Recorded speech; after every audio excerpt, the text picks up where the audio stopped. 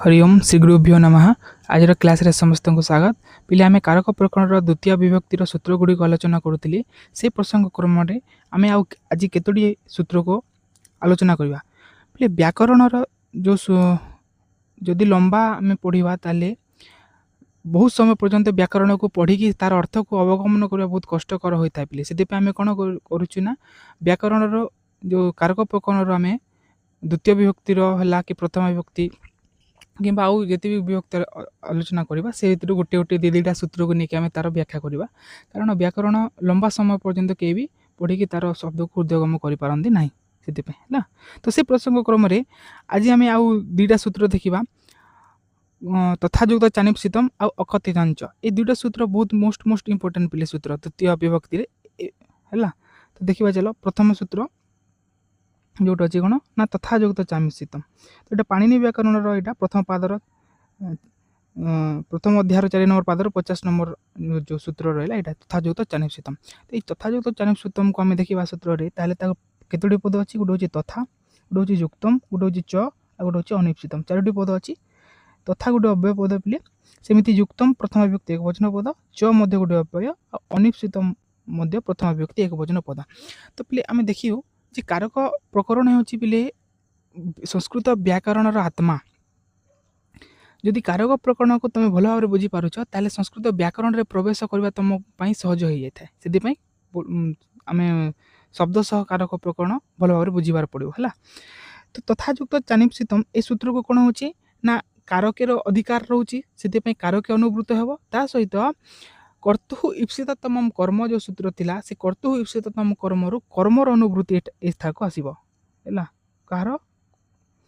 तो से को कहबो तथायुक्त चानिपसितम कार कि कर्म, तथायुक्त चानिपसितम कर्म। तो तथा युक्तम से परि युक्त होइतिबा ताले कि परि युक्त होइतिबा ना इप्सिततम वत जो आमे पूर्व जो सूत्र थिला कर्तु इप्सिततम कर्म कर्तार क्रिया द्वारा इप्सिततम कर्म परि युक्त युक्त कौन अनिश्चित च माने मध्य अपि। तो जो कर्तर ईप्सिततम कर्तार क्रिया द्वारा ईप्सिततम कर्म परियुक्त अनिश्चित कर्म अनिश्चित मध्य कौन होता है ना कर्म संज्ञक होता है। तो सूत्र रे हम अर्थ बुझी पाले ताले तमे देखिबा ताले वृत्ति कोन कहउचंदी ना ईप्सिततम वत ईप्सिततम परि। तो ईप्सिततम के परि ता पूर्व सूत्र आम जो कहते ना कर्तु इप्सिततम कर्म। तो से इप्सिततम कर्म परि क्रिया सहित युक्त अनिप्सितमपि, क्रिया सहित युक्त अनिप्सितमपि। इप्सित माने होची इच्छित जार जहाँ को से कर्ता जहाँ को क्रिया द्वारा पाइबा पाई प्रचेष्टा करता है सेटा। अनिप्सित माने कौन ना कर्तार इच्छा नथिबा।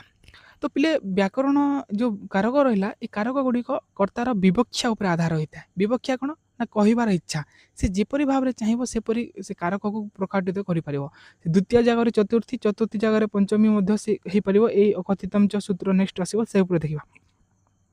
तो सी कहते ईप्सिततम परि क्रिया सहित युक्त अनिप्सित बा अनिच्छित कारक मध्य कौन होता है ना कर्म संज्ञा सात कर्म संज्ञक होता है। उदाहरण दौरान सी ग्रामम गच्छम तृण स्पृशति आ ओदनम भुंजानम विषम भुक्ति है।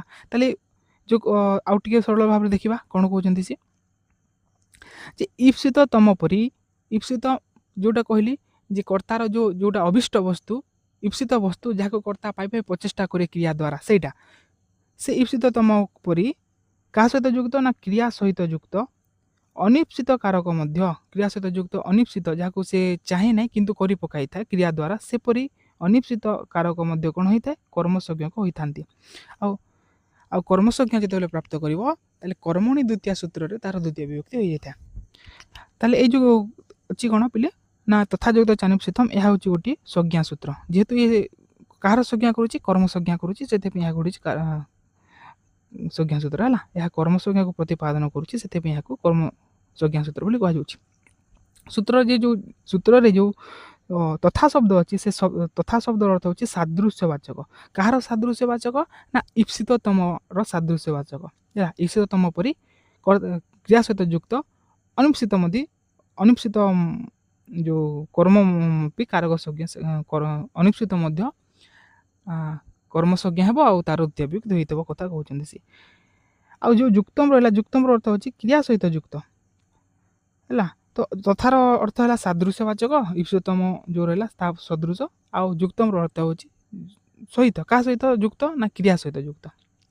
अनिप्सित अनिश्चित ताहले अनिश्चित कौन ना कर्तार जोठारे इच्छा बा अभिलाषा न थाए ताहाको अनिप्सित बोली कहा जाय था। मु कहितली जे कर्तार जहा ऊपर इच्छा न थाए जोठारे कर्तार अभिलाषा न थाए इच्छा न थाए ताहाको अनिश्चित बोली कहा जाय था।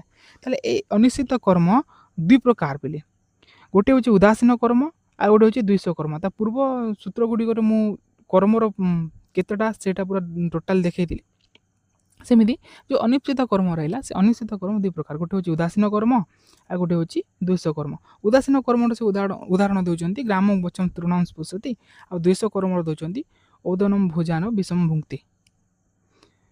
तो आम एत जाणी रख जे ईप्सित तम परी कर्तार ईप्सित अभिष्ट तम परी क्रिया सहित युक्त अनिप्सित बा अनभिलाषित इच्छा न करिथिबा से शीत मध्य कौन होता है अनिप्सित मध्य कर्म संज्ञा होता है। कर्म संज्ञा कहले कर्मणि द्वितीय विभक्ति होता है। उदाहरण आम देखिए वर्तमान क्लियर हो देख उदाहरण प्रथम दौरान उदासीन कर्मर ग्रामम गच्छन तृणम पृच्छति आ द्विष कर्म उदाहरण दौरान ओदनम भुंजानम विषम मुक्ति। तो धरन किए जाऊँगी देवदत्त बालक कौन कर ग्रामम गच्छन ग्राम को जाऊ जाऊ तृणम स्पृशति इतर जो स्पृशति क्रिया रहा गच्छन आउ स्पृशति दुईटा क्रिया अच्छे ताले ए ग्रामम गच्छन तृण स्पृशति रे मुख्य भाव में देवदत्त कौटी को जाऊँगी। तो मुख्य कर्म कौन से तार ईप्सित कर्म कौन से क्या पाइबा प्रचेषा करोटी को जीवाई चाहूँगी ना ग्राम को। तो ग्राम को जो यहाँ हूँ ईप्सित कर्म बा प्रधान कर्म है आउ से गाँ को जाऊ जाऊ कौन कर रास्ता स्पृशति क्रिया द्वारा से क्या स्पृश कर तृणम को तृण को घास को स्पृश कर दूची। तो से कौन हो तार इच्छा नथिले से तार छुईवा क्रिया द्वारा स्पर्श क्रिया द्वारा से तृण को स्पर्श कर तृण को कर्म संज्ञा हो जाऊँगी कौ सूत्र द्वारा ना तथायुक्त चानिप्सितम सूत्र द्वारा। हेले कर्तार मुख्य कर्म हूँ गाँ को जीवा तो ग्राम हूँ प्रधान कर्म है किंतु से जाऊ जाऊ स्पृशति क्रिया द्वारा से तृण को स्पर्श करुच्ची से तृण कर्म संज्ञा हो द्वितीय विभक्ति हो जाए। सेमती द्विष कर्म देख ओदनम भुंजानम विषम भुक्ति। तो से कर्तार मुख्य अभिष्ट वस्तु हूँ ओदनम बा भोजन करवा।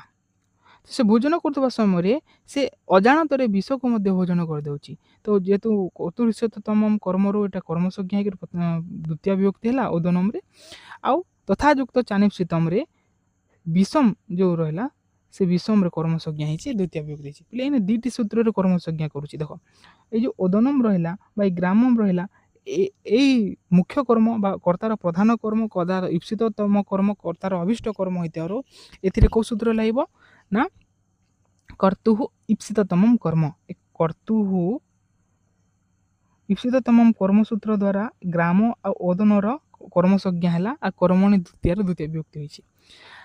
ता छड़ा ये जो भोजनम आ स्पृशति क्रिया भुंक्ति आ स्पृशति क्रिया द्वारा से जो अप्रधान जो कर्म रहा जहाँ से अविवक्षित जहाँ से इच्छा करूना से कर्म जो रहा से कर्म रे कौ सूत्र द्वारा कर्म संज्ञा प्राप्त हो तथायुक्त चानिप्सितम द्वारा आ तथायुक्त चानिप्सितम द्वारा जो कर्म संज्ञा प्राप्त होती कर्मणि द्वितीय सूत्र द्वारा द्वितीय विभक्ति हो जाए। ये कथा देखा आम तार भिजुआलाइज करदे बर्तमान जापर। देख गोटे बालकटी ग्रामटा आगे रहा कथा किंतु पचाड़े करदे जेहेतु भिजुआल ठीक रहा। तो ग्रामम गच्छम तृण स्पृशति देवदत्त हटे जाऊँगी कौटी के जाऊँगी ना गाँ को जाऊँगी तार मुख्य हूँ ग्रामम ग्राम को जीवा हूँ तार अभिष्ट कर्म। ग्राम को जीवा समय से कौन कर तृणम स्पर्श क्रिया द्वारा स्पर्श क्रिया द्वारा क्या स्पर्श कर तृण गुड़ी को स्पर्श करुच्ची। तो गमन करुच्ची गोटे क्रिया और स्पर्श करुच्ची गोटे क्रिया।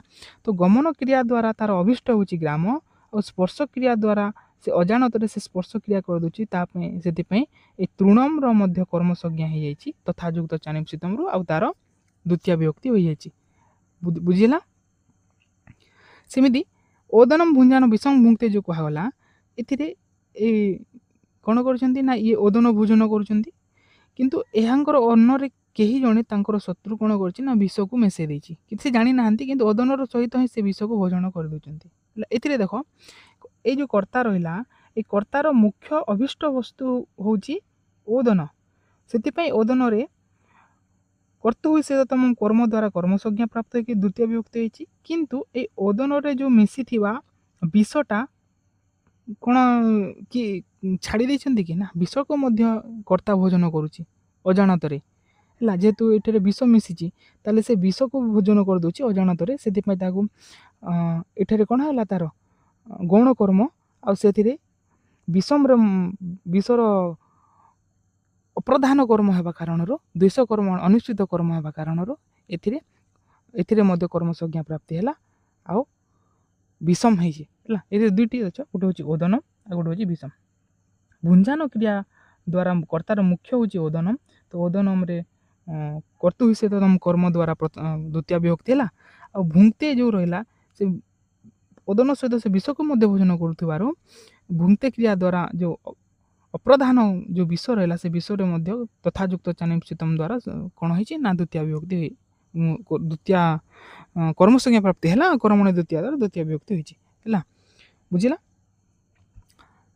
सेमती व्याख्या देखिए बोले जानीज तो प्रदत्त उदाहरण जो कर्तार अत्यंत अभिष्ट होची ग्राम एवं ओदन दुईटा उदाहरण दिगला तथायुक्त चानिम आ ग्रामम गच्छम तृणम स्पृशति ताले ग्राम आ ओदन होची कर्तार ईप्सित कर्म ईप्सित माने अभिष्ट कर्म से जहाँ को पाइबा पे से कर्ता चेष्टा करुची क्रिया द्वारा है यही कर्म द्वय कौन ना गच्छन और भुंजान क्रिया सहित युक्त हती है गच्छन शब्द द्वारा किए तार अभिष्ट अटे ग्राम कर्तार आ भुंजान क्रिया द्वारा तार ईप्सिततम होची ओदनम तो से कर्म द्वारा तार कर्म संज्ञा प्राप्ति की द्वितीय विभक्ति होइछि किंतु गमन कला बेले स्पर्श क्रिया सहित युक्त अनिश्चित तृण स्पर्श का सहित स्पर्श क्रिया द्वारा युक्त अनिश्चित तृण एवं भोजन कला बेले भक्षण क्रिया सहित युक्त जो रहा कौन विष मध्य ईप्सिततम परी कर्म संज्ञा लाभ करतांती फल तृण आ विष ठारे द्वितीय विभक्ति हुए बोली कर्तु कर्म कही तो निश्चित भाव में तुम बुझीपार जहाँ कह तो प्रथम उदाहरण तृण को स्पर्श करने कर्तार इच्छा नथिले भी कर्तार इच्छा थिला कि तृण को स्पर्श करवा ना कर्तार इच्छा नथिले भी तार स्पर्श होउथिबारु तृण हूँ उदासीन अनिश्चित कर्म अटे आ द्वितीय उदाहरण विष को भक्षण करने कर्तार अनिश्चित प्रेरित अटे तो कर्ता केबे भी चाही ना जे भात सहित के विष खाइबा चाहिए किंतु से जानी ना किंतु से खाऊची खाइबा क्रिया द्वारा कर्ता विष मध्य कर्म संज्ञा प्राप्ति होउची नै कि अन्यर द्वेष बा शत्रुजन्य होइतिबारु विष द्वेष बा घृण्य अनिश्चित कर्म अटे तो कर्म दुई प्रकार सेमिति कहागला पे ना उदासीन कर्म आ द्वेष कर्म तो उदासीन कर्म होउची ग्राम गच्छन तृण स्पृशति आ द्वेष कर्म होउची ओदनम भोजन विषम भुंक्ते एटा थिला कर्तु हिसेतम कर्मसूत्र बहुत सरल अच्छी बेसी किसी बुझीबार बहुत कष्ट हे नहीं है कर्तार ईप्सितम परी कर्ता सहित युक्त अनिप्सित मध्य कौन हो जाता है कर्म संज्ञा है कि द्वितीय विभक्ति हुए ये जानी था तो आ गोटे जो इम्पोर्टेंट सूत्र पे अच्छे अकथितम च सूत्र ये अकथितम च सूत्र बड़ बड़ लोकंर मुंड खराब कर दिए पे बड़ बड़ ज्ञानी मान मुंड खराब कर देता है जेहेतु एतोटी धातु अच्छी से धातु गुड़िकर जोगरे द्विकर्मक धातु गुड़िक अच्छा तार दीटा कर्म बाहर तो भल ध्यान से शुण यहाँ बहुत लंबा सूत्र गुड़िक यहाँ तो सी कहते अकथितांच तुमको लगुव ये गोटे छोट सूत्र देखा कि तार देख ये बड़ अर्थ अच्छी यार से बड़ बड़ लोक मुंड खराब कर सूत्र ये जो रहा अकथितांच ए दुईटा पद अच्छी गोटे हूँ अकथितम प्रथम विभक्ति एक वचन आ गोटे हूँ च मान अव्ययपद ए कारकेर कारकर अनुभूति है आ कर्तु ईप्सिततम कर्मरु कर्मर अनुभूति होची तो आम देखा वृत्ति कौन कौच ना अपादानादि विशेष रविवक्षितम कारकम कर्म संज्ञा सैत् अपादानादि जो रहिले से मानकर अविवक्षित हेले तो आमर ये प्रश्न ये कारक केते प्रकार पे जानिछ तुम 6टा तो जी भी जान गोटे श्लोक कौच शुण बहुत इजिली तुम कारक गुड़िक मन रखिपर कर्ता कर्म च करणम संप्रादानम तथैव च अपादानाधिकरणम इत्याहु कारकाणि षट् है नोट्स कर रखिता बहुत इजिली 2 लाइन रे तुम मन रखिदबो हला। कर्ता कर्मं च करणं संप्रादान तथैव च अपादानादिकरणं इत्याहु करकाणिं षट्। तो ये जो षट कारक रहिला तो अपादानादि विशे अपादानादि विशेषै रविवक्षितम। तो अपादान आदि जो कारक रहिला से कारक गुड़िकोर कारक को अविवक्षित करिले अर्थात ताहाको कुहा न गले तो तो जाने इथिरे गोटे शंका आसिबा कथा पिले जे इथिरे कर्ता आदि काहे कुहा गलानी कर्तुः आदि अपादान कर्तुः आदि अविवक्षितम बोली कुहा गला नै काहे कि ए जे अपादान आदि अविवक्षितम काहे कुहा जाउछि। तो सेति पई त जेतेबेले तुम पाणिनीय व्याकरण जदि देखिबो अष्टाध्यायी से समय सबुठारु प्रथम सूत्र से दैछन्ती अपादान आदि अपादान संज्ञा से प्रथम निर्माण करछन्ती तापरे अन्य अन्य सूत्र गुडा हैला। तो से अपादान आदि से कहते प्रथम अपादान तापर बाकीटा आसो। तो अपादान आदि माने केवल अपादान नुहे पिले अपादान आसो अपादान अधिकरण संप्रादान जिते भी छटी रहा से सब आसो। तो अपादान आदि अपादान विशेष रविवक्षितम। तो अपादान आदि कारक तो कारक पिले कर्तार विवक्षा उपर आधारित होता है। विवक्षा माने कहिबार इच्छा आधार रे कर्ता जेमिति चाहिबो सेमिति कारक को मॉडिफाई करि परिबो। तो से अपादान आदि कारक अविवक्षित करने जदि चाहिए अर्थात कारक को जदि तुम जदि संप्रादान कारक जदि संप्रादान न करी अन्य किछि करबा पय चाहिए अपादान को अपादान न करी अन्य किछि करबा पय चाहिए संप्रादान को संप्रादान न करी अन्य किछि करबा पय चाहिए ताहेले अविवक्षित जो रहइबो कारकम से कारकर कोन हेजिबो ना कर्म संज्ञा हे कि द्वितीय विभक्ति हेबो। तो से द्वितीय विभक्ति करुवा पय पिले 16 गोटी द्विकर्मक धातु व्यवहार करा जाए। द्विकर्मक धातु माने जहार दीटा कर्म थाए गोटे मुख्य कर्म आ गोटे होची गौण कर्म। तो से दीटा कर्म थिबा धातु को द्विकर्मक धातु बोली कहा जाए आ तार संख्या होची 16। महाभाष्य रे तार प्रमाण मिली कोन कोन पिले से धातु गुडी को देखो एटी कहउचंदी से दुहु दुहु याच पच दंड रुधि प्रच्छी चिब्रुसास चिब्रुसास जी मत मुसाम कर्मयुक स्याद कथितम तथा स्यान्निहृ क्रुस वहम। तो एगुड़ी को 16 गोटी विकर्मक धातु। तो पहले प्रश्न केमी आसे ये सर्ट क्वेश्चन भी आसी जाए जे तुमको पचारि देथिबो जे विकर्मक धातु केतोटी लेख धन्य चारोटी द्विकर्मक धातु लेख कि दुईटा द्विकर्मक धातु को कोटा लेख सेमिति लिखिबो जे दुहु याच पच दंड रुद एटा सब द्विकर्मक धातु पिले। तो कर्मयुग अर्थात कर्म सहित युक्त स्याद कथितम तथा स्यान्नि एटा सब कर्म सहित युक्त होइतिबो। दुहादीनाम द्वादशानाम तथा निप्रभूतीनाम चतुर्णाम कर्मणाम यद्युज्यते तदेव कथितम कर्मेति परिगणनम कर्तव्यम इत्यर्थः। तो दुहादि जो धातु रहिला 12टी आ निप्रभूति चारोटी धातु में 16टी धातु एमानकर दुईटा कर्म थाए हैला। तो गाम गोदग्धि पय एटा उदाहरण बलिम याचते वसुधाम एटा 16टा जो धातु रहिला से 16टी धातुर गोटे गोटे उदाहरण दैछन्ति से गाम गोदग्धि पय बलिम याचते वसुधाम अभिनीतम विनयम याजते तंडुलान नोदनम पचति गर्गान शतम दंडयति ब्रज मवरुणद्धिगाम माणवकम पंथानम पुच्छति वृक्षमवचिनोति फलाने माणवकम धर्मं वृत्ते सस्तिवा शतम जयति देवदत्तम सुधाम किरणिधिमुत्नाति देवदत्तम शतम पुष्णाति देवदत्तम शतम मुस्नाति ग्राम मजाम नयति हरति कर्षति वहति वा अर्थ निबंधन एठरो स्टार्ट हबा प्ले केतोटी शंका अछि आ गोटे वार्तिक अछि ला। ए जो अर्थ निबंधनयम संज्ञा एटा गोटे रहला बलिम अर्थ निबंधनयम संज्ञा कोन आ बलिम विख्याते वसुधाम एटा को हम आलोचना करबा। मानवकम धर्मम भासते अभिधत्ते व्यक्ति इत्यादि कारकम किम मानवकस्य पितरम पंथानम पुच्छति एटा गोटे तमर शंका आसीबो तार हमें आलोचना करबा। देखो गोटे गोटे एते ट्रेस नियोनी पिले बड़ बोली लागुथिबो तुमको किंतु बहुत सरल अछि आगो व्याख्या करछि दोल भाबे बुझी परिबो। देखो तो से कहउचंदी तार अर्थ कोन ना अपादानादि कारक विशेष द्वारा कथित बा विवक्षित होई नथिबा अर्थात इच्छा करा कारकर कर्म संज्ञक होइथांती। तो कारक सब बेले कर्तार विवक्षा उपर आधारित होता है। कर्ता जमी चाहिए कारक सेमती प्रयोग कर। तो से अपादान आदि जो कारक रहा अपादान अधिकरण संपादन आदि कारक को जदि कर्ता से अर्थरे प्रयोग करने चाहिए ना कौन से अन्य अर्थरे जब प्रयोग करने चाहिए ताले तार कौन हो ना कर्म संज्ञा कि द्वितीय विभक्ति हे। धरिन किए जड़े जदि प्रथम विभक्ति जो रहा न कहीकि जब अन्य किसी अर्थरे प्रयोग करने चाहिए तार कर्म संज्ञा होमती पंचम विभक्ति को से पंचम विभक्ति न करी जदि अन्य किसी अर्थरे प्रयोग करने चाहिए तार द्वितीय विभक्ति हो कथा सी कहते। यही कर्म संज्ञा को प्रतिपादन करुवा एक संज्ञा सूत्र अटे। आगुरी कही यहाँ गोटे संज्ञा सूत्र कार कौ संज्ञा कर्म संज्ञा।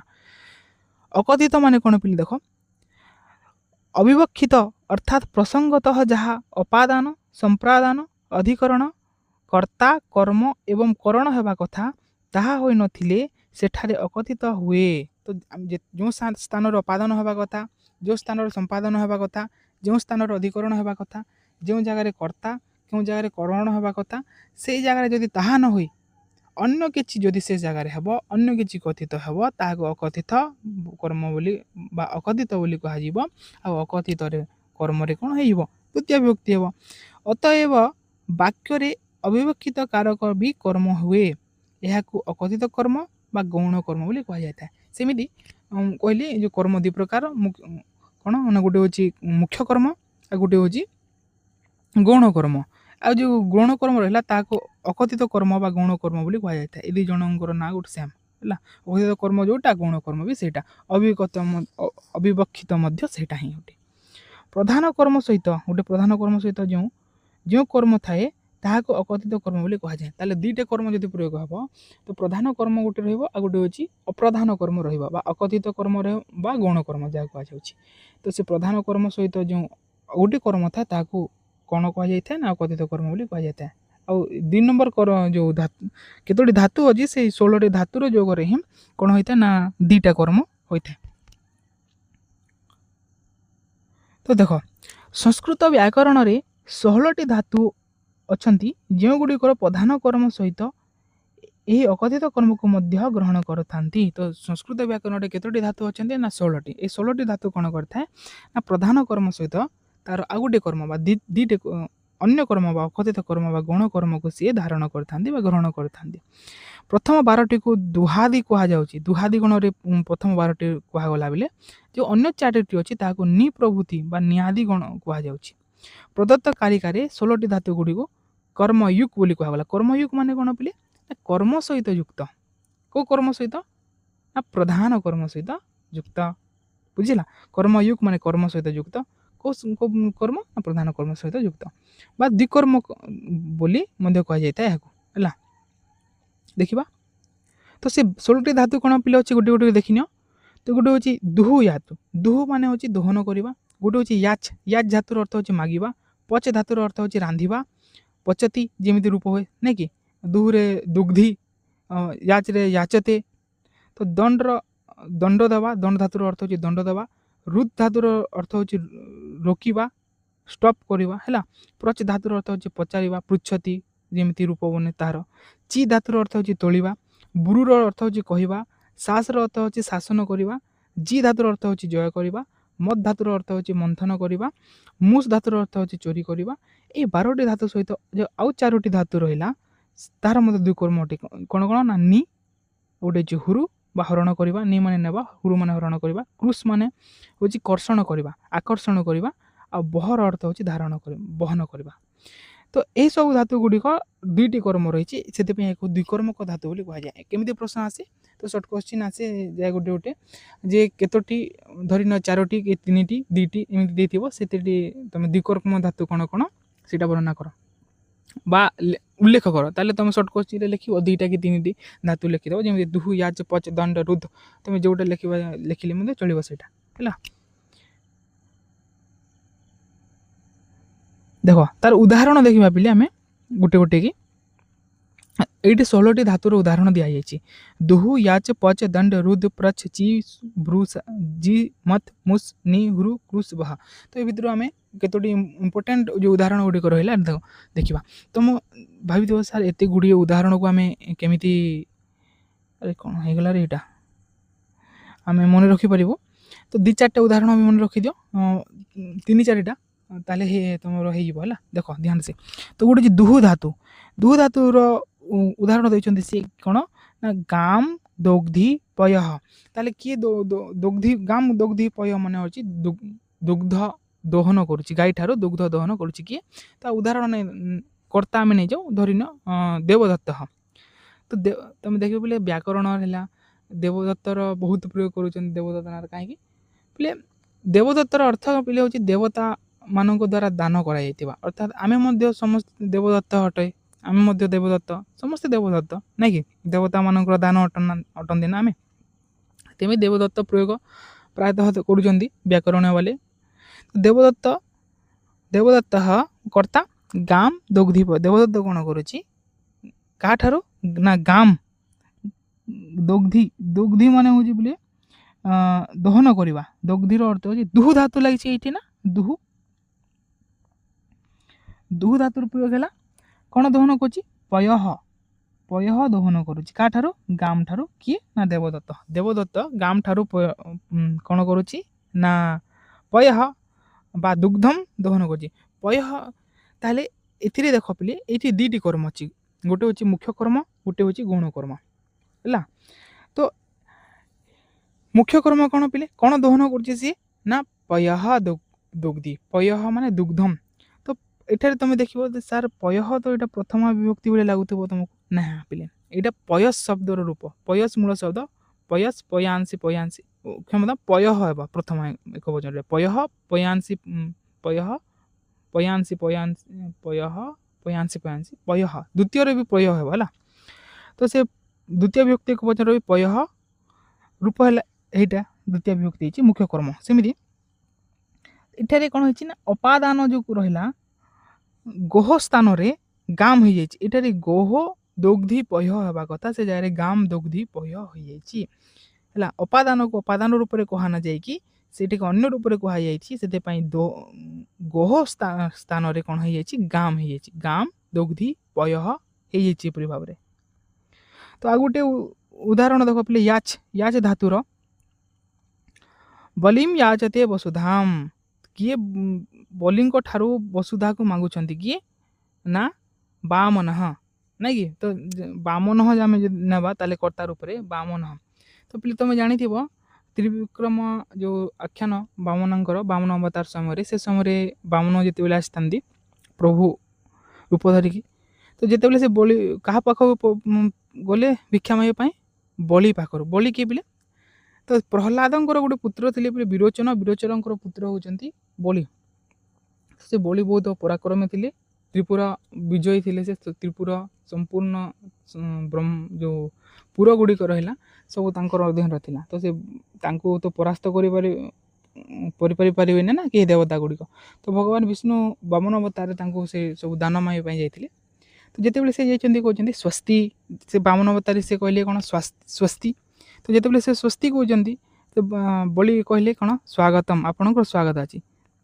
ତାପରେ ସେ କହୁଛନ୍ତି ଏମିତି ଗୋଟେ ଅଛି ପିଲେ, ଗୋଟେ ଶ୍ଲୋକଟେ ଅଛି ଯେଉଁ କେହି ଜଣେ କବି ଲେଖିଛନ୍ତି, ବହୁତ ବଢ଼ିଆ ଶ୍ଲୋକଟି। ସ୍ୱସ୍ତି ସ୍ୱାଗତମ୍ ଅର୍ଥେହମ୍ ବଦବିଭୋ କିମ୍ ଦିୟତାମ୍ ମେଦିନି କାମାତ୍ରା ମମ ବିକ୍ରମତ୍ରୟ ପଦମ୍ ଦତ୍ତମ୍ ୟଲମ୍ ଦିୟତାମ୍ ମାଦେହିତ୍ୟୁସାନମ୍ ବ୍ରବୀତ୍ ବିଷ୍ଣୁରୟମ୍ ପାତ୍ରମ୍ କିମ୍ अस्मात् ପରମ୍।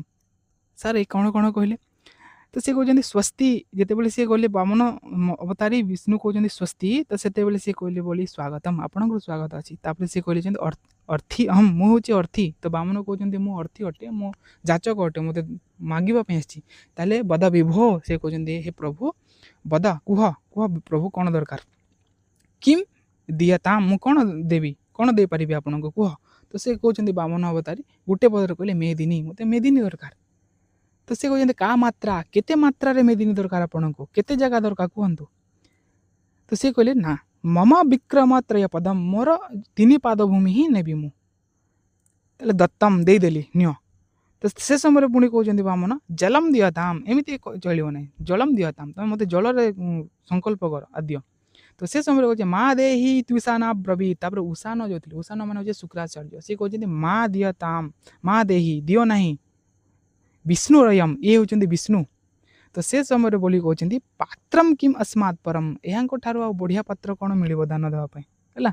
ସେପରି ଯଜ୍ଞ ଭୂମିରେ ବଳିଙ୍କ ଦ୍ୱାରା ଅର୍ଚ୍ଚିତ ହୋଇଥିବା ସେ ବାମନାବତାରୀ ଭଗବାନ ଆମମାନଙ୍କର ରକ୍ଷା କରନ୍ତୁ ବୋଲି କୌଣସି ଗୋଟେ କବି ବହୁତ ବଢ଼ିଆ ଶ୍ଲୋକଟେ ଲେଖିଛନ୍ତି ହେଲା।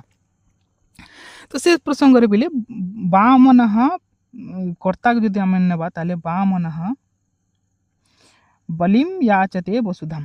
ତ ଏ ବଲିମ୍ ୟାଚତେ ବସୁଧାମ୍ ଯେଉଁ ରହିଲା, ଏଠାରେ ଯେଉଁ ବାମନ ଅବତାରୀ ଭଗବାନ ବିଷ୍ଣୁ କାହା ମାଗିବାର ତାଙ୍କର ଅଭିଷ୍ଟ କ'ଣ ମାଗିଛନ୍ତି, ତାଙ୍କର ଇପ୍ସିତ ବସ୍ତୁ କ'ଣ ମାଗିଲେ ତାଠାରୁ ନା ବସୁଧା। ତ ବସୁଧାକୁ ଯେଉଁ ମାଗୁଛନ୍ତି ତାହେଲେ କର୍ତ୍ତୁ ଇପ୍ସିତତମ କର୍ମ ଦ୍ୱାରା କର୍ମସଂଜ୍ଞା ହେଇକି ଏହାର ଦ୍ୱିତୀୟ ବିଭକ୍ତି ହେବ କାହାର, ବସୁଧାମ୍ର। କାହାଠାରୁ ମାଗୁଛନ୍ତି ନା ବଲି ଠାରୁ, ଯାଚତେ ମାନେ ମାଗିବା, କାହାଠାରୁ ମାଗୁଛନ୍ତି ନା ବଲି ଠାରୁ। ତ ବଲି ଠାରୁ ମାଗୁଛନ୍ତି ତାହେଲେ ଯାହାଠାରୁ ମାଗାଯାଏ, ଯାହାଠାରୁ ବିଚ୍ଛେଦ ହୁଏ, ଯାହାଠାରୁ ଅପାଦାନ, ଯାହାଠାରୁ ବିଶ୍ଳେଷ ହୁଏ ତାର କ'ଣ ହୋଇଥାଏ, ଅପାଦାନ କାରକ ହୋଇଥାଏ। ଅପାଦାନ କାରକ ହେଲେ କ'ଣ ହୁଏ ନା ଅପାଦାନରେ କ'ଣ ହୁଏ ବିଲେ ପଞ୍ଚମୀ ବିଭକ୍ତି ହୁଏ ନା।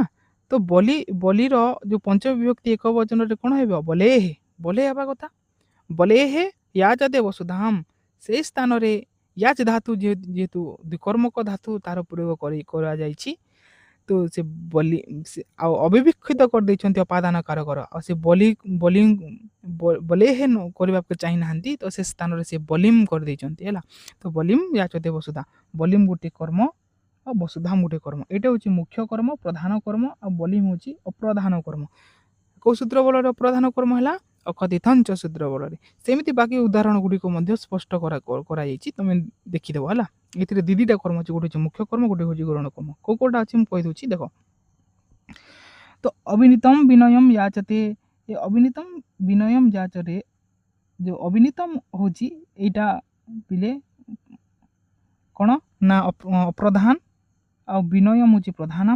ସେମିତି ତଣ୍ଡୁଲାନ୍ ଓଦନମ୍ ପଚତି, ଏଥିରେ ତଣ୍ଡୁଲାନ୍ ଯେଉଁ ରହିଲା, ଏ ଓଦନମ୍ ରହିଲା ମୁଖ୍ୟ କର୍ମ, ଆଉ ତଣ୍ଡୁଲାନ୍ ହେଉଛି ଗୌଣ କର୍ମ, ଆଉ ଏଇଟା ହେଉଛି ପଚତି କ୍ରିୟା, ପଚ ଧାତୁର ପ୍ରୟୋଗ ହେଇଛି। ସେମିତି ସତମ୍ ହେଉଛି ପ୍ରଧାନ, ଆଉ ସତମ୍ ହେଉଛି ପ୍ରଧାନ, ଆଉ ଯେଉଁ ଗର୍ଗାନ୍ ହେଉଛି ଅପ୍ରଧାନ। ସେମିତି ଗାମ୍ ହେଉଛି ଏଥିରେ ପ୍ରଧାନ କର୍ମ, ଆଉ ଏଠି ପନ୍ଥାନମ୍ ହେଉଛି ପ୍ରଧାନ କର୍ମ, ଫଲାନି ହେଉଛି ପ୍ରଧାନ, ଏମିତି ସେମିତି ପ୍ରଧାନ କର୍ମ ଅଛି ଆଉ ପ୍ରଧାନ କର୍ମ ଅଛି ହେଲା। ତ 2-4ଟା ଉଦାହରଣ ତମେ ଭଲ ଭାବରେ ଜାଣି ଯାଇଥାଅ, ବାକି ସବୁ ହେଇଯିବ। ଆଗକୁ ଦେଖିବା। ତ ଏଠିରେ ଗୋଟେ ସଂଖ୍ୟା ଅଛି ପିଲେ ଯେ ଅର୍ଥନିବନ୍ଧନେୟମ୍ ସଂଜ୍ଞା କିମିତି, ଅର୍ଥନିବନ୍ଧନେୟମ୍ ସଂଜ୍ଞା ଇତି କିମ୍, ବଲିಂ ଭିକ୍ଷତେ ବସୁଧାମ୍, ମାଣବକಂ ଧର୍ମಂ ଭାସତେ ଅଭିଧତ୍ତେ ବକ୍ରିତ୍ୟାଦି। ତ ଏଠିରେ ଯେଉଁ କୁହାଗଲା ଯେ ବଲିଂ ଅର୍ଥ ନିବନ୍ଧନୟମ୍ ସଂଜ୍ଞା କିମ୍, ଏ ଅର୍ଥ ନିବନ୍ଧନ ସଂଜ୍ଞା କ'ଣ, ମାଣବକମ୍ ଧର୍ମମ୍ ଭାସତେ ଅଭିଧତ୍ତେ ଭାସତେ ହେଲା ଅଭିଧତ୍ତେ, ସେଟା ଭାବୁଥିଲି ମୁଁ କ'ଣ ଏଇଟା ଗୋଟେ ଗଡ଼ବଡ଼ ହେଇଛି ଅଭିଧତ୍ତେ ଆଉ ବକ୍ରିତ୍ୟାଦି। ତ ଅର୍ଥ ନିବନ୍ଧନ ସଂଜ୍ଞା କ'ଣ, এই ଉଦାହରଣ ଗୁଡ଼ିକ ସ୍ପଷ୍ଟ କର, ବା ବୃତ୍ତିରେ ଅର୍ଥ ନିବନ୍ଧନ ପଦ ଦେବାର ତାତ୍ପର୍ଯ୍ୟ କ'ଣ ଅଛି, ଏଇଟା ସଂଖ୍ୟା ଥିଲା ଦେଖିବା।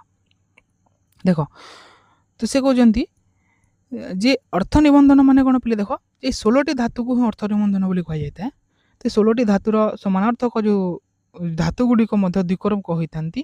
ତ ବୃତ୍ତିରେ ଅର୍ଥ ନିବନ୍ଧନ ଯେଉଁ ଶବ୍ଦ ଦ୍ୱାରା ଭଟ୍ଟଜୀ ଦୀକ୍ଷିତ କହିଛନ୍ତି ଯେ କେବଳ ବୃତ୍ତିକାର ପ୍ରଦତ୍ତ ଧାତୁ ଗୁଡ଼ିକ ନୁହେଁ, ଅପିତୁ ତଦର୍ଥକ ଧାତୁ ବି ଗ୍ରହଣୀୟ ଅଟେ। ତ ଅର୍ଥ ନିବନ୍ଧନର ଅର୍ଥ ଏଇଟା ପିଲେ, ଏ ଯେ 16ଟା ଧାତୁ ଦିଆଗଲା, ଏ 16ଟା ଧାତୁର କେବଳ ଦ୍ୱିକର୍ମକ ହେବ ସେଇଟା ନୁହେଁ, ଏ 16ଟା ଧାତୁ ସହିତ ସମାନ ଧାତୁ ଗୁଡ଼ିକ ମଧ୍ୟ କ'ଣ ହୋଇଥାଏ ନା ତାର 2ଟା ଧାତୁ ତଦର୍ଥକ ଧାତୁ ବି ଏଇଥିରେ ଗ୍ରହଣ କରାଯାଇପାରିବ। ଯେମିତି ହେଲା, ଯେମିତି ୟାଚ୍ ଧାତୁ ରହିଲା, ଏଇ ଜାତିର ସମାନାର୍ଥକ ଧାତୁ, ୟାଚ୍ ଧାତୁ ଯେଉଁ ଅର୍ଥକୁ ପ୍ରତିପାଦିତ କରିଥାଏ ସେଇ ଅର୍ଥକୁ ହିଁ ପ୍ରତିପାଦିତ କରୁଥିବା ଭିକ୍ ଧାତୁର ମଧ୍ୟ ଏଥିରେ ଗ୍ରହଣ କରାଯିବ ସେଇଟାକୁ ଅର୍ଥ ନିବନ୍ଧନ ବୋଲି କୁହାଯାଉଛି। ବୁଝିଲା? ସେ ଭିକ୍ ଧାତୁର ମଧ୍ୟ ଦୁଇଟା ଗ୍ରହଣ କରାଯିବ ଦୁଇଟି କର୍ମକୁ। ସେମିତି ବଲିମ୍ ଭିକ୍ଷତେ ବସୁଧାମ ଯେଉଁ ଉଦାହରଣ ଦେଇଛନ୍ତି, ଏଠିରେ ଯେଉଁ ବି ଭିକ୍ ଧାତୁର ଯେମିତି ହେଲା ୟାଚର ସମାନାର୍ଥକ ନା ଏ ଦୁଇଟା, ତ ଏଇଟାକୁ ମଧ୍ୟ ଗ୍ରହଣ କଲା। ସେମିତି ବ୍ରୁ ଧାତୁ, ବ୍ରୁର ଅର୍ଥ ମନେ ହେଉଛି କହିବା, ତ ସେ ବ୍ରୁ ଧାତୁର ସମାନାର୍ଥକ ଧାତୁ ଯେମିତି ଗୋଟେ ରହିଲା ଭାସ ରହିଲା, ଅଭିଧାସ ଆଉ ବଚ୍ ଏ ଆଦି ମଧ୍ୟ ଦୁଇ କର୍ମକ ହୋଇଥାନ୍ତି। ଯେମିତି ମାନବକମ୍ ଧର୍ମମ୍ ଭାସତେ ଅଭିଧତ୍ତେ ବ୍ୟକ୍ତିବା ହେଲା। ଯେମିତି ତ ଏଥିରେ ଯେଉଁ ଅର୍ଥ ନିବନ୍ଧନ କଥା କୁହାଗଲା, ସେ ଅର୍ଥ ନିବନ୍ଧନର କ୍ଲିଅର କଟ୍ ଅର୍ଥ ଏଇଟା ଯେ 16ଟା ଧାତୁ ସହିତ ସମାନ ଅର୍ଥକ ଧାତୁ ଗୁଡ଼ିକ ମଧ୍ୟ କର୍ମସଂଜ୍ଞା ଦ୍ୱିକର୍ମକ ଧାତୁ ହେବେ ହେଲା, ଦୁଇଟି କର୍ମକୁ ବହନ କରିବେ, ଆଉ ତାର କର୍ମସଂଜ୍ଞା ହେବ ଆଉ କର୍ମଣି ଦ୍ୱିତୀୟରୁ ତାର ଦ୍ୱିତୀୟ ବିଭକ୍ତି ହେବ ସେମାନଙ୍କର ମଧ୍ୟ। ଓକେ, ଆଉ ଗୋଟେ ସଂଖ୍ୟା ଅଛି କାରକସ୍ୟ କିମ୍ ମାଣବକସ୍ୟ ପିତରମ୍ ପନ୍ଥାନମ୍ ପୁଚ୍ଛତି। ତ ବୃତ୍ତିରେ ଯେଉଁ କାରକ ପଦ ଦେବାର ତାତ୍ପର୍ଯ୍ୟ କ'ଣ ଅଛି ବୋଲି ଦେଖ। ତ ବୃତ୍ତିରେ କାରକମ୍ ପଦ ଉଲ୍ଲେଖ କରିବାର ତାତ୍ପର୍ଯ୍ୟ ହେଉଛି ଅକଥିତଞ୍ଚ ସୂତ୍ରରେ ଯେଉଁ କାରକମ୍ ପଦଟି ଅନୁବୃତ୍ତି ହେଉଛି, ଏଇଠି ସୂତ୍ରକୁ ବୋଲି ଅକଥିତଞ୍ଚ ସୂତ୍ରରୁ କାରକ ପଦ ଅନୁବୃତ୍ତି ହେଉଛି।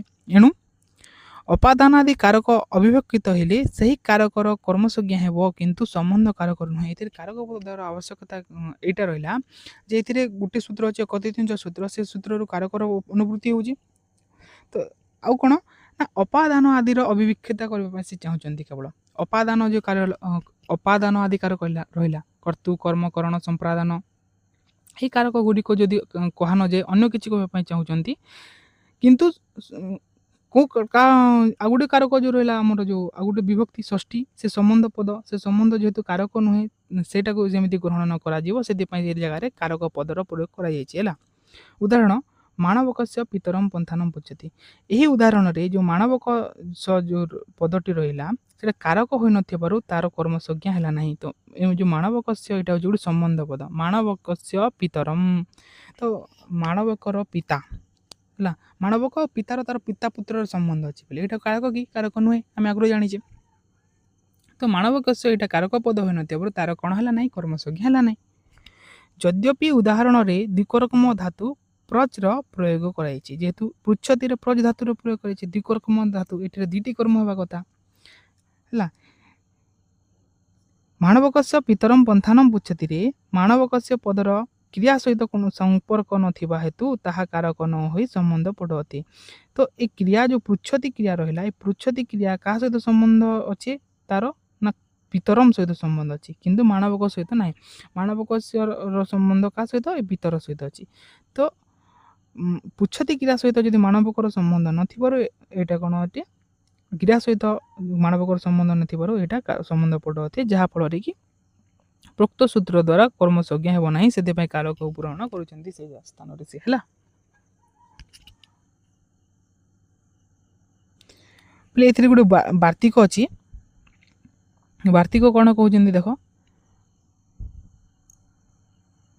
ଅକର୍ମକ ଧାତୁ ଭି योगे देशः कालो भावो गन्तव्यो अध्वा च कर्मसंज्ञा इति वाच्यं कुरुन् स्वपेति मासमास्ते गोदोहमास्ते क्रोशमास्ते। तो टिके देखिदियो तार अर्थ को जानी जाइब ହେଲା। ଅକର୍ମକ ଧାତୁ ଗୁଡ଼ିକର ଯୋଗରେ ଦେଶ କାଳ ଭାବ ଓ ଗନ୍ତବ୍ୟବାଚୀ ପଦଠାରେ କର୍ମସଂଜ୍ଞା ହୋଇଥାଏ। ଅକର୍ମକ ଧାତୁ ଗୁଡ଼ିକ ଯୋଗରେ କେଉଁ ସ୍ଥାନରେ ନା ଦେଶ କାଳ ଭାବ ଆଉ ଗନ୍ତବ୍ୟବାଚୀ ପଦମାନଙ୍କ ଠାରେ କର୍ମସଂଜ୍ଞା ହେଇକି ଦ୍ୱିତୀୟ ବିଭକ୍ତି ହୁଏ, କର୍ମଣି ଦ୍ୱିତୀୟ ସୂତ୍ର ପଡ଼େ ହେଲା। ଏହା ଗୋଟେ ବାର୍ତ୍ତିକ ଅଟେ ପିଲେ। ତ ବାର୍ତ୍ତିକକାର କିଏ ପିଲେ, ବରରୁଚି କାର୍ତ୍ତାୟନ, ସେ ବାର୍ତ୍ତିକ ରଚନା କରିଛନ୍ତି। ପତଞ୍ଜଳି ମହାଭାଷ୍ୟ ରଚନା କରିଛନ୍ତି ନା, ତ ସେ ବରରୁଚି କାର୍ତ୍ତିକ ଯେଉଁ ଆମର ତାଙ୍କର ଯେଉଁ ବାର୍ତ୍ତିକ ରହିଲା ସେଥିରେ ସେ ଏଇଟା ହେଉଛି ସେ ଭିତରୁ ଗୋଟେ ବାର୍ତ୍ତିକ। କାଲାଧ୍ୟନନ୍ତର ସଂଯୋଗ ବୋଲି ଗୋଟେ ସୂତ୍ର ଅଛି। ସେ ସୂତ୍ର ଅନୁସାରେ ଅତ୍ୟନ୍ତ ସଂଯୋଗ ସ୍ଥଳରେ କାଳବାଚକ ଆଉ ମାର୍ଗବାଚକ ପଦର ଦ୍ୱିତୀୟ ବିଭକ୍ତି ହୋଇଥାଏ, କିନ୍ତୁ ଏହି ଯେଉଁ ବାର୍ତ୍ତିକ ଅନୁସାରେ ଅତ୍ୟନ୍ତ ସଂଯୋଗ ନ ବୁଝାଉଥିଲେ ମଧ୍ୟ କାଳବାଚକ ଓ ମାର୍ଗବାଚକ ପଦରେ କର୍ମସଂଜ୍ଞା ହେଇକି ଦ୍ୱିତୀୟ ବିଭକ୍ତି ହୁଏ ବୋଲି କୁହାଯାଉଛି। କାଳ ଅଧ୍ୱ ଅନନ୍ତର ସଂଯୋଗ ଯେଉଁ ସୂତ୍ର ରହିଲା, କାଳାଧ୍ୱ ଅନନ୍ତର ସଂଯୋଗ, ସେ ସୂତ୍ର କ'ଣ କୁହେ ନା କାଳବାଚକ ଓ ମାର୍ଗବାଚକର ଯଦି କ'ଣ ହେବ ନା ଅତ୍ୟନ୍ତ ସଂଯୋଗ ହେବ। ଅତ୍ୟନ୍ତ ସଂଯୋଗ ମାନେ କ'ଣ ବୋଲେ କଣ୍ଟିନ୍ୟୁଟି ସଂଯୋଗ, ଯେମିତି ମାସ ମାସ୍ତେ ହେଲା କ୍ରୋଶମ କୁଟିଲା ନଦୀ ଏଇଟା ବୋଲେ ହେଉଛନ୍ତି ଅତ୍ୟନ୍ତ ସଂଯୋଗ। এই ଅତ୍ୟନ୍ତ ସଂଯୋଗରେ ଦ୍ୱିତୀୟ ହୁଏ ବୋଲିକି କାଲ ଅଧ୍ୟନ୍ତର ସଂଯୋଗ କହିଛି। କିନ୍ତୁ ଏଇ ଯେଉଁ ବୃତ୍ତି ଏଇ ଯେଉଁ ଆମର ବାର୍ତ୍ତିକ ରହିଲା ସେ ବାର୍ତ୍ତିକ କ'ଣ କହିଲା ଯେ ନାଇଁ କାଳ ଆଉ ମାର୍ଗବାଚକରେ ଯଦି ଅତ୍ୟନ୍ତ ସଂଯୋଗ ନହେଲେ ମଧ୍ୟ ତାର କର୍ମସଂଜ୍ଞା ହେଇକି ଦ୍ୱିତୀୟ ବିଭକ୍ତି ହେବ ବୋଲି ସେ କହୁଛନ୍ତି। ଯେମିତି କୁରୁନ୍ ସୁପୁତି କୁରୁନ୍ ସ୍ୱପତି ମାନେ ଅର୍ଥ ପିଲେ ହେଉଛି ସେ କୁରୁ ଦେଶରେ ଶୋଇଛି। ଦେଶର ଗଲା ଏଇଟା କୁରୁ ଦେଶରେ ସେ ଶୋଇଛି ବା କୁରୁନ୍ ସ୍ୱପତି। ସେମିତି କାଳ କାଳ ହେଉଛି ମାସମ୍ ଆସ୍ତେ ସେ ମାସେ କ'ଣ ହେଇଛି ରହୁଛି। ଆଉ ଭାବ ଅର୍ଥରେ ପିଲେ ଗୋଦହମ ଆସ୍ତେ ଆଉ ଗନ୍ତବ୍ୟ ମାତ୍ରାରେ ଗୋହମ ଆସ୍ତେ ହେଲା। କ୍ରୋଶମ ଆସ୍ତେ କ୍ରୋଶମ ମାନେ ଏକ କୋଷ ଯାଏ ସେ ଶଗଡ଼ରେ ବସିଛି। ଗୋଦହମ ଆସ୍ତେ ଅର୍ଥାତ୍ ଗୋଧନ ପର୍ଯ୍ୟନ୍ତ ସେ ରହୁଛି। ଆଉ ମାସ ମାସ୍ତେ ମାନେ ମାସ ଯାଏ ରହୁଛି ହେଲା। ଏପରି ଭାବରେ ଥିଲା ପିଲେ ବର୍ତ୍ତିକ ଗୁଡ଼ିକ। କିନ୍ତୁ ଏଗୁଡ଼ିକ ଯଦି ଆସିବ ତୁମେ ନିଶ୍ଚିତ ଭାବରେ ତା'ର ଅର୍ଥ କରିବା ପାଇଁ ଚାହିଁବ। ଆଉ ଯେଉଁଟା ଛାଡ଼ି ଯେଉଁଟା ବୁଝିଲାନି ତୁମେ ଆଉ ଥରେ ପଢ଼ି ନେବ ସ୍ଲାଇଡ୍ ଗୁଡ଼ିକୁ ଭଲ ଭାବରେ ବୁଝିପାରିବ। ଯେଉଁଟା ବିଲକୁଲ ବୁଝିପାରୁନ କମେଣ୍ଟ କରିବ, ମୁଁ ତା'ର ସଲ୍ଭ କରିବା ପାଇଁ ପ୍ରଚେଷ୍ଟା କରିବି ହେଲା। ଆଜି ପାଇଁ ଏତିକି ପିଲେ ଆଉ କେତୋଟି କ୍ଲାସ୍ରେ ଆମେ ବାକି ସୂତ୍ର ଗୁଡ଼ିକ ଆଲୋଚନା କରିବା। ସର୍ବେ ବନ୍ଧୁ ସୁଖିନଃ। ଜୟ ଜଗନ୍ନାଥ।